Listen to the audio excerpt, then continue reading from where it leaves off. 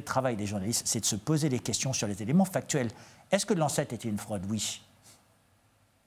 Est-ce que les vaccins étaient des produits expérimentaux, dans une phase expérimentale? Oui. Oui. Est-ce qu'il y a des effets secondaires? Oui. Est-ce que les confinements ont été efficaces? Est-ce que les mesures sanitaires qui ont été prises par le gouvernement ont été efficaces? Pourquoi ne se pose-t-on pas cette question? C'est super grave ce qui est en train de se passer.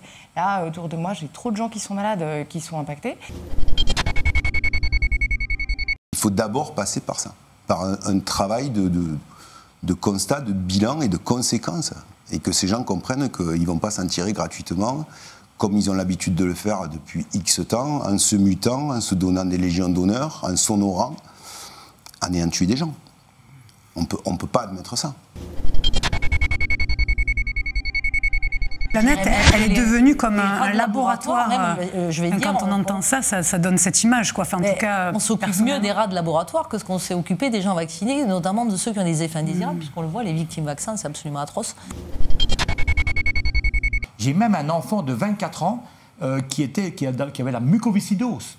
Il est venu de Liège à Mons pour soigner sa pneumonie, donc Covid, en ayant la mucoviscidose, en ayant un refus de l'hôpital de le prendre en charge, et son médecin traitant également. Étant dans le cinéma, j'ai été extrêmement choqué par ce qui s'est passé autour de ce film. C'est-à-dire, jamais, je crois, dans l'histoire du cinéma, en tout cas en France, un film n'a été censuré comme ça. Trop d'influenceurs parce que trop d'influençables. L'argent a pris le dessus parce que trop ont cru en ça. Ils promotionnent pour Iblis et te disent c'est Dieu qui donne. Mais comme tout est inversé, on sait bien que c'est eux qui volent. Propagande sur esprit faible, y a plus que des cinglés qui votent. Ce scandale vient tout révéler, plus rien semble équivoque. Big Pharma et l'État crapule sont indissociables. Si personne bouge, on sera tous soumis au crédit social.